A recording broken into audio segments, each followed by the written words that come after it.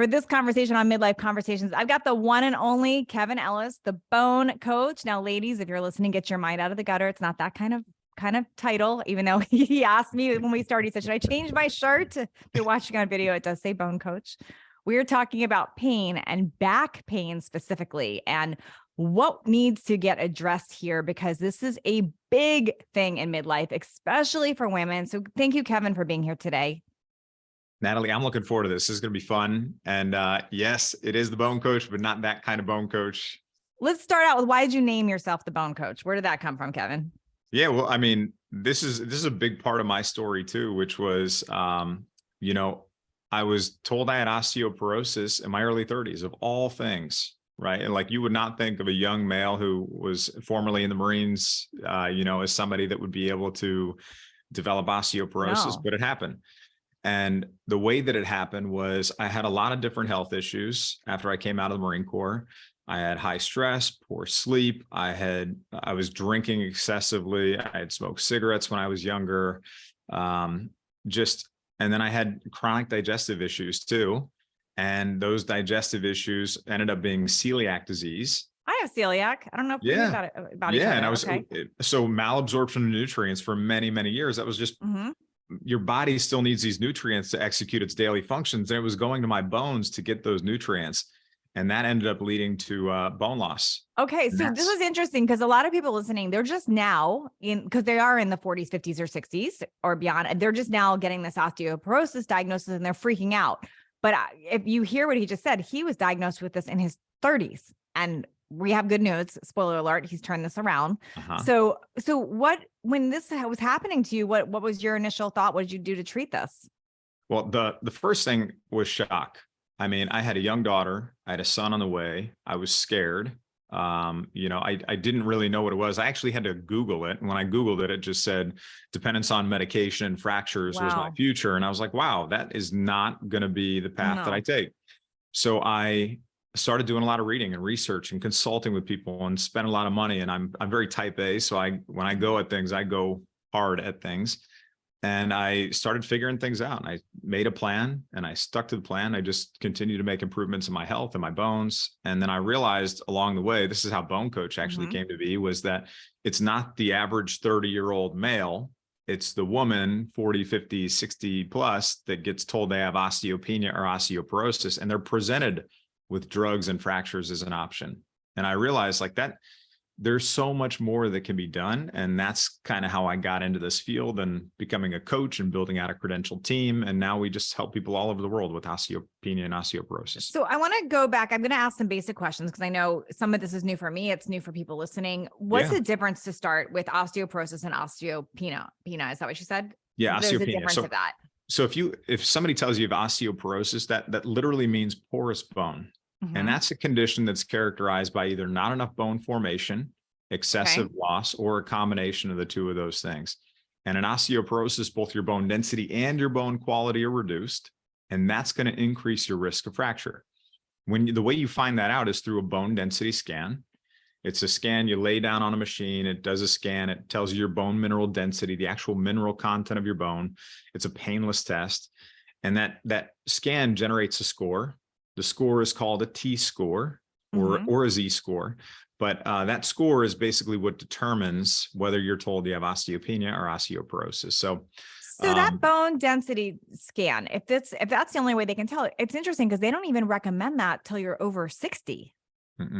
Yeah. And I always tell people you should be getting a baseline of your, like when you get regular lab testing too, you want to get a baseline to know where you're at so you can monitor future changes. You want to do the same thing with your bone density also.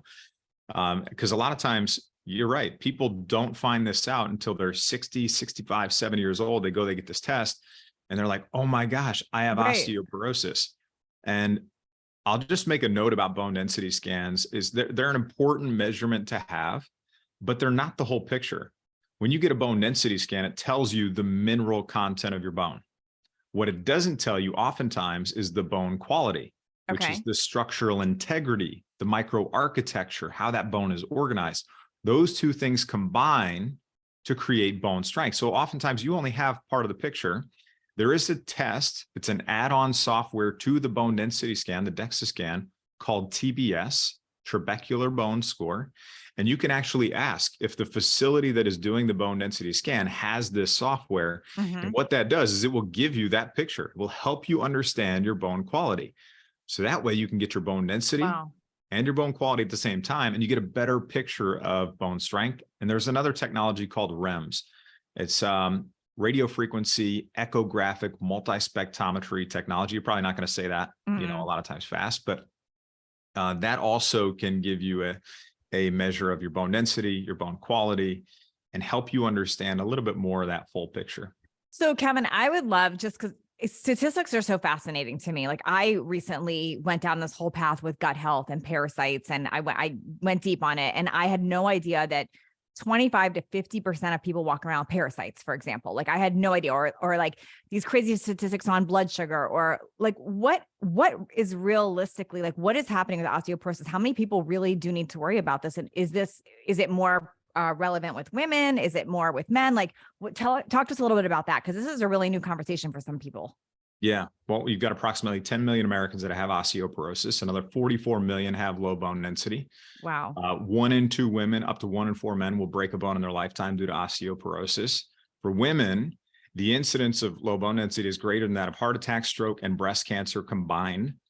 If we're talking about fractures, which is that's really the biggest concern here, right? When you have poor quality bone and really low bone density, fractures are the biggest concern. And, you know, for fractures, we have 1.5 million fractures every single year. That increases healthcare costs that are coming out of your pocket. And there's, especially as you get older, that's the biggest concern, right? Is preventing fractures. And I will tell you, I work with people that have anywhere from no fractures to 5 to 10 or more fractures. And the people that have had that many fractures later on in life, they will always say, I wish I would have known sooner. I wish I would have done something sooner. For sure. Yeah. So do people, other than having these tests, like what are typical symptoms? Like what tells somebody that they have a problem if they don't have this test yet? Well, osteoporosis, it's a silent condition. Unless you have a fracture, so if we're talking about back pain too, and you've got these vertebral bodies running up your spine, if you have a compression fracture, that can lead to pain in your spine or in your back. But otherwise, unless you have a fracture, it's really it's a silent condition. So oftentimes you don't know what's happening until you go and get this bone density scan. And then you're like, wow, these are my scores. This is where I'm at. There is a test to understand if you're still actively losing bone right now, present day. And this is a blood test. There are different markers you can look at, and these are called bone turnover markers. And they look at the activity level of cells that are building up and breaking down your bones. And the most sensitive marker for bone resorption, also called bone breakdown, is the serum CTX test. That is a CET low peptide test. So it's a blood test, and it looks at the activity level of cells that are breaking down bone. And if that activity level is elevated or even really high, that can be an indicator of a root cause issue that needs to be addressed, and active bone loss is still taking place. So it seems like a lot of people come to you because of back pain. Is that correct? That they go to, or is it in general? Some people will have back pain, but usually they come to us because they got a bone density scan. They found out they had osteopenia or osteoporosis, or maybe they did have a fracture. And then they're like, okay, what's the impetus. That's the impetus for, I need to figure this out. I need to do something now. I want to talk about back pain for 1 minute here, because this is a very relevant topic for people. And I think it's confusing for people to know where back pain's coming from. Like we always hear about bulging disc or degeneration. Where does bone loss or bone problems fall into the back pain epidemic? Because there's a lot of reasons we can have back pain. It also could just be your posture. It could be that you're sitting all day. But where do you on that spectrum think that it has to do with this? Well, I see a lot of people that come to us that they've had fractures. Number one, they've had fractures, right? So that can be something that contributes to pain. And also you have, a lot of people have scoliosis, spondylolisthesis, osteoarthritis, stenosis. Those are a lot of actual conditions we see also for people that have osteoporosis too. We actually teach modifications for people to make when they have those conditions also. but those are other things that could be contributing to that back pain too. Got it. But Okay. What happens if you leave bone density issues untreated? Like if you don't get a scan and you don't know and you're not aware, like what happens? Is it like the stereotypical you get the arched spine? Like what is that? What causes that? And is that just from ignoring it for years and years and years? yeah, most people think of their mothers or their grandmothers or somebody else that they can Sure. picture in their life, that they're like, I don't want to be like that person who was hunched over with the dowager's Yes. hump, where their ribs are sitting on top of their pelvic bones, right? Yeah. That is a future that can happen. And I don't want to take this too grim. I want to focus on some positive things also, but I will say, like, there is a reality for those things if you just let it sit and you don't address those things. But there are proactive things that you can do to actually get on the path to improvement and building your bone strength. Okay. So let's talk about some of those things. I would love to talk about some preventative and, like, first of all, is it possible to completely prevent? That's one. And two, can you start to reverse if you've already been diagnosed? Great questions. So the first one, can you prevent? Absolutely. Prevention is the best place to be ideally. Right. It's a lot easier to slow and stop and prevent more bone loss than it is to build bone back once you lose it.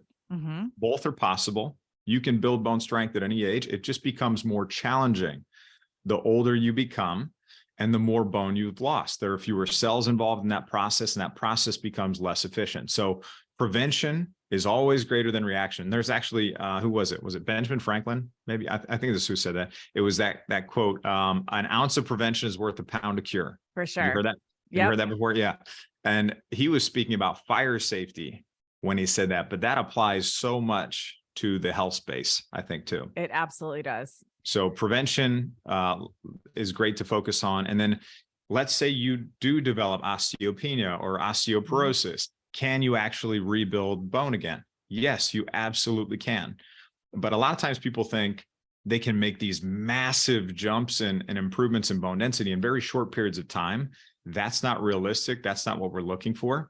What we're looking for is, how can we focus on all of the leading indicator things: the diet, the digestion, the absorption, the exercise, the stress reduction, the sleep improvement, the hormone optimization? How can you focus on all those leading indicator things? All those things will eventually feed up into improvement, and that's going to lead to better, healthier, stronger bones. It's so weird because if you think about when you look at, a movie or you go and read history books or whatever, obviously bones last forever. So someone dies hundreds of years from now, you can still find their bones. So to me, it's like, it's a hard thing to wrap our minds around, that your bones kind of disintegrate or go away while you're alive when they seem to last forever and ever. And is that because your body is kind of what you said earlier, feeding off of your bones for nutrients? Well, your body's going to do what it needs to do to survive, right? Muscle contractions, heart, your heart, all those things, they use calcium too, right? You need calcium. Calcium is a primary mineral constituent of your bones. Magnesium is one of the minerals that's in your bones, right? And you need these nutrients to execute all these daily functions. If you're not getting those nutrients through your diet, and even if people are eating healthy, they might not be taking in these nutrients. And also, you might not actually be absorbing those nutrients. So if you have overt digestive issues, if you're like, oh leaky gosh, gut I always or have anything. Yeah. exactly, I always have stomach issues or bloating or IBS or, chronic diarrhea or constipation, any of those things, those can be indicators. But also when you go get functional tests, when you go get these functional lab tests and you find out if you do have leaky gut, or maybe you have parasites, or maybe you have dysbiosis or small intestinal bacterial overgrowth, all of those things could be preventing you from absorbing these nutrients too. And then what you and I understand intimately is celiac disease, right? That is something that it's an autoimmune condition where you ingest gluten or proteins that mimic gluten that damages the villi, those nutrient absorption centers in your small intestine. I call them your roots, and it damages the roots in your soil, and it prevents you from absorbing the nutrients that you need. So it's interesting. Your body, it's like your body will stay alive. It may not function well, but it will pull from wherever it needs to stay alive. Absolutely. That's why. So that's wild because, I think back to commercials, like remember with Tums used to market, take Tums to prevent bone loss. But it's just funny how they'll take, it's like one concept twisted.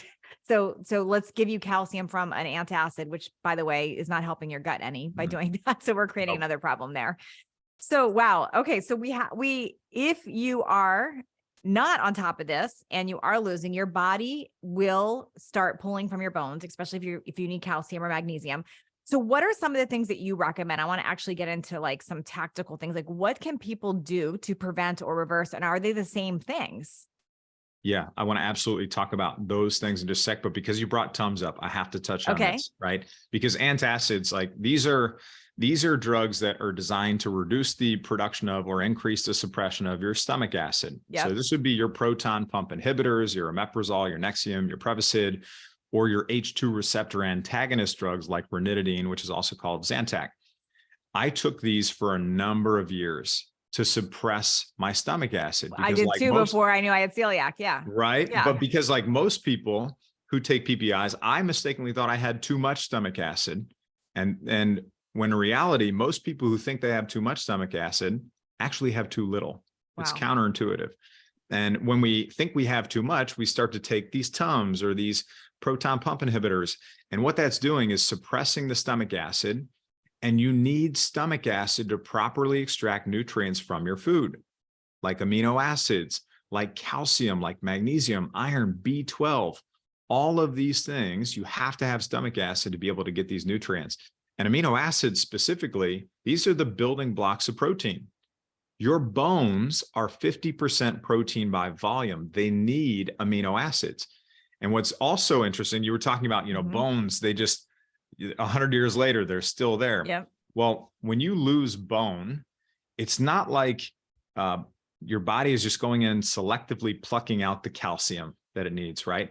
It's actually going in, it's tearing down the structure, the protein structure to access those minerals and those nutrients. And that's one of the things that's happening there. So how can we preserve and strengthen and build and fortify that structure back up? That's where some of these other things that we can talk about now are going to play into this. So one of the first ones is diet nutrition, right? That's probably one of the most obvious ones that people think about. And obviously, and I'm sure you beat this, or cover this all the time, right? On your podcast is anti-inflammatory diet, making sure you're getting enough protein. Try to aim for at least 30 grams per meal. You could probably even have a little bit more protein in that first meal, first meal of the day, which is great. Because you want to stimulate muscle protein synthesis. Muscle and bone have a tight connection we'll talk about in just a second. So getting enough protein is important. You can incorporate berries are great. Also, I love incorporating berries. They're lower sugar fruits, and they're rich in antioxidants. So your blueberries, your raspberries, I actually really like, if you get wild blueberries too, they actually have significantly higher antioxidant levels than regular store-bought blueberries. And then huckleberries also have significantly more antioxidants than that. Great. So those are some great additions that you can incorporate. And then I love sardines and mackerel and some of those other canned fish. You're like the 10th person who's mentioned sardines. I need to know. This is gonna go off topic for a minute, but how the heck do you eat those things? Because those are gross looking. They're like little mini fish. How do you eat them? Okay, so for me, because I was in the Marine Corps, getting off topic here, but I need to understand this.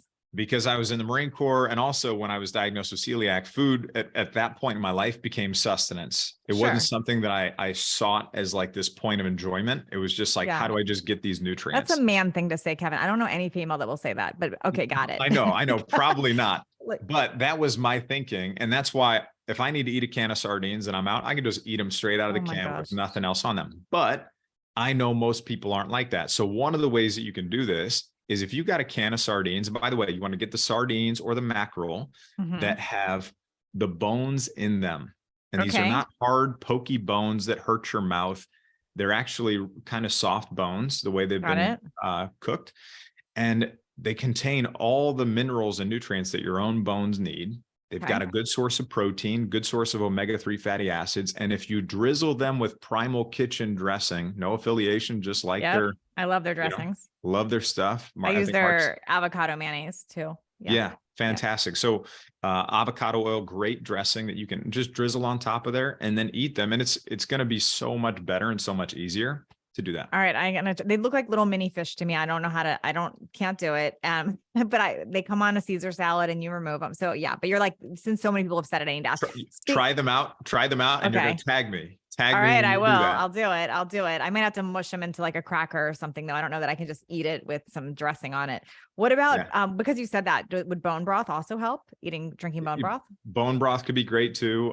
It's just when you've got them in a can, you could dump them in a bowl. You can mix them with other stuff. We actually put together some recipes on our What do they YouTube taste channel. like? Super salty, or what's the? No, you can get them without salt. You can get them Okay. with sea salt. You can get them with olive oil. We put together some recipes for like a sardine pate, which Okay.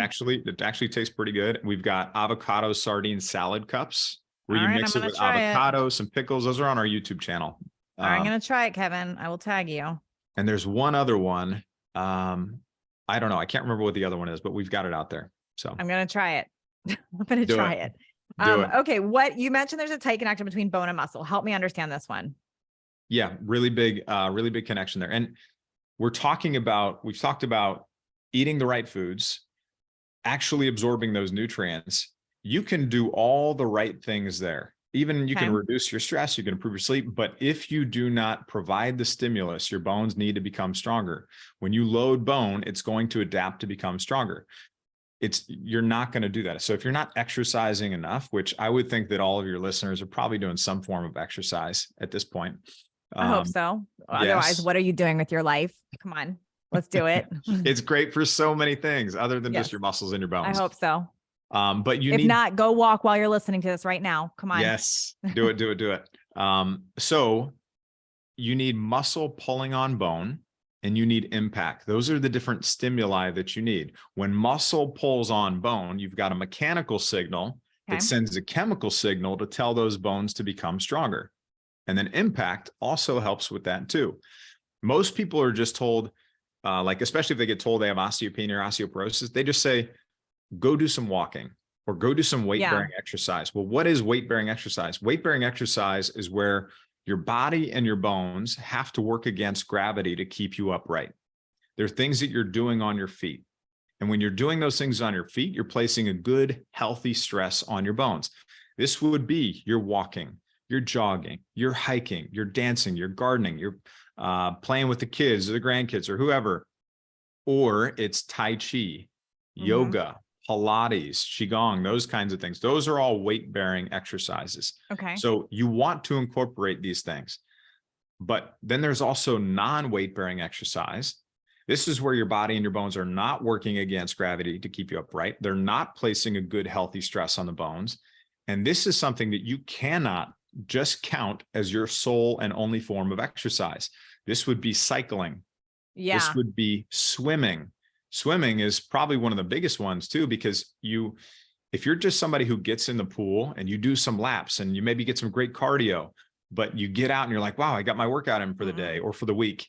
No, you didn't, because you didn't put any healthy stress on your bones. So what's the other kind of exercise you need to incorporate? You need to incorporate muscle strengthening and resistance training exercise.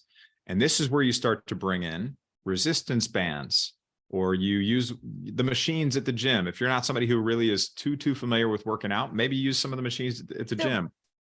So what gets frustrating, and I'm talking to everybody that's listening right now, so guys and girls, but mostly women, I'm going to say this because this is something we really walk through in perimenopause and menopause. Maybe we worked out 20s, 30s, 40s, right? But 50s, you start getting, I don't care what research someone pulls out telling me otherwise, it's just not true, because we do lose muscle mass and your metabolism slows down. And then you start feeling pains like we didn't feel before. So what happens is there's a psychological shift that happens with working out. And I go through it too myself. And I'm like the queen of workouts, and I still go through it, where like 10 years ago, I would think of a workout, I'd like go run and sprint and box jump and heavy weights. And now I think of that and I think of pain, right? So it tends to like take me down some notches. So my question for you is, how much is actually needed to prevent and repair bone? Like if you go to Instagram and you go, how do I build a butt? They're like, you got to lift so heavy. So I guess I want to know from you, like how heavy, how hard, how intense, or is there like a baseline that we just need to be doing? Yeah, I would say if you are able to, the first thing I would say is like, if you've already got osteoporosis or you're at risk of fractures or something like that, then you're probably going to want to pay a little bit more attention to the way that you're doing things, the way you're moving. The body mechanic principles are still going to be the same for anybody, whether they have osteopenia, osteoporosis or not. But the studies that show the greatest impact in that 5 to 10 repetition range, right? So you're providing a greater stimulus, and then you're incorporating things like squats and deadlifts and chin-ups and if you want the impact, those drop, like if you drop down off that bar, you've got a little bit of impact there. So don't panic if you're listening, because even when he says squats, you could do a body weight squat and still get the movement. Right. He's not saying you have to go do 200 pounds on a squat. No. And this is the most important. You have to start where you are. Yes. At your level of physical fitness and activity. There's a spectrum of that. And you've got to start on the lower end and make sure first and foremost that as you're doing these things, you've got your body mechanics down. Because as you start to load or increase that load, if you've got compromised body mechanics or you've got pain that you haven't figured out how to work through or work around or address that, it's going to lead to injury as you increase that weight. So, no single workout is going to be the thing that reverses osteoporosis or that makes your muscles, 10 times bigger, or your body, that much leaner. It's not one single workout. It's over time. That's what happens. So slowly progress up to these things and just be patient with yourself. You don't have to go all in the day one. Okay. This is good. This is so good. Okay. I've got kind of an unrelated question, but I'm so curious here because this is another thing. So this is unrelated to fixing your bones, but it's a psychology thing. And I'm so curious because I don't even know. How old are you, Kevin? Are you even in midlife? I don't even know. How old are you? 30, almost 37. Okay. So he's like barely in midlife, but you are still, because kind of not really. Midlife starts at 40, call it. So he's like a junior midlifer. You're almost there. But you've been doing this for a long time. You've been because you were diagnosed early with bone issues and you've been sticking with it. How do you stay consistent on this as your passion and as this is your topic? Because an unrelated question, but I've been asking this a lot lately of people is I tend to see in midlife people, they get bored. They're like, I'm bored. I feel like I need to shift. I need to go to something else, but you have something that really helps people. And this has been repetitive. How do you stay interested and stay consistent with wanting to stick with it? That's a great question. I think the biggest thing that you have to focus on is what is the reason you're even doing this in the first place? Like for me, I had a really big personal reason as to why I even started down this path. And I know the pain and the hurt and, the feelings that go with being in that place. And I don't want anybody to be in that place. So that alone is a pretty good driver and motivator for me because I want to help people. I genuinely care about seeing people help themselves and improve. The other reason is that I have young kids and I want to set a good example for them. When I was growing up, my father, he passed away when I was 2 months old. And it was and is the biggest, deepest pain that I've experienced in my entire life. And I know that I'm getting to do the things that my father didn't get the chance to do. Wow. So this is like an amazing opportunity for me to show up and live that life for both of us. So good. And to be an amazing father and to just set a great example for my kids. And I love that. I love that. No, this is why I wanted to ask that, because I also wanted people to hear this from you too, because I love when people that sell a solution, because you do sell a solution, you have programs, you have things to help people. I always look for what's the story behind it, because I'm not a fan of people that just market things. They heard I can make money doing this, so this is what I do. I really look for the heart and that somebody walked through something. So thank you for sharing that, because it is important, because there are people listening right now that are navigating this. They just got a scary diagnosis, or they're worried about it. Or they do have a fracture. This is all popping up in their head, or they have the relatives with the hunch over back. Yeah. And I just want you to know that Kevin is the real deal. He's walked through this. He's lived it. He cares. This is not just, he learned to sell some kind of, bone program. Nope. This is his work. This is his life's work here. Okay. You have a masterclass, and I'm going to tell people to go to it. It's, if you go to midlifeconversations.com/bone coach, what can people expect for that class? Why should they take it? What do you want them to know about that? If you want to preserve and strengthen the structure that's going to carry you to an active future, you need to watch this masterclass. Okay. Right. I basically took all the knowledge, all the reading, the research, distilled it down into these main kind of points and discoveries that I've walked through. And I just take your hand and I walk you through it step by step. So this is something, you only get one skeleton, right? You have to preserve it. You have to strengthen it now. Yeah. And that's what this masterclass is going to talk about. And it's going to make sure that you're not missing important pieces, that you don't have a blind spot that shows up 10 or 20 years down the road. And then you're like, oh my gosh, I've got grandkids now. I want to be there for them. I want to pick them up and hold them, and I can't, or I'm worried that I'm going to have issues. So this is going to give you a 3-step actionable plan that's going to walk you through everything you need to do. And we'll give you a recipe guide. Oh, that's even better. Does it have the sardine stuff in there? I don't know. I'll have to check, but I might just add it in I don't advise adding that in. I don't think it's going to get more. If you put chocolate in there, maybe, but that's all. I don't know how well the marketing of a sardine recipe book would do, but you never know. We probably wouldn't lead with that on the cover. You never know. Never. But chocolate. Yes. Okay. So midlife, conversations.com/bone coach. And I'm assuming there's lots of different times they can take this class, or how does that work? Yeah, you can take it anytime. I would say, just so you don't forget, number one, I would just say, if you know somebody that has osteoporosis too, or a mother or a sister or a friend or somebody, share this episode with them. Don't forget to do that, because them learning this information now could prevent a lot of things for them in the future, and really just add on years to their life, which is so important. But the other thing is, I would click the link, get the masterclass. Yeah, I'll put it all in the show notes too. And I want to watch it too, because I'm super curious. I just asked, because after meeting you, I did ask my doctor, just my regular checkup. I said, can I get a bone density test? And she's like, oh, you're not 60 yet. And I don't know why I took that as an answer. So now I'm going to go back and say, no, Kevin said I need to do it. So I'm going to do it. I'll probably share when I do it, because I share everything. So I'll let you guys know what I find out. Thank you so much, Kevin, for what you do and for being here. I'm sure I'm going to have you back on at a future time, because you just have such good information. Thank you so much. Thanks, Natalie.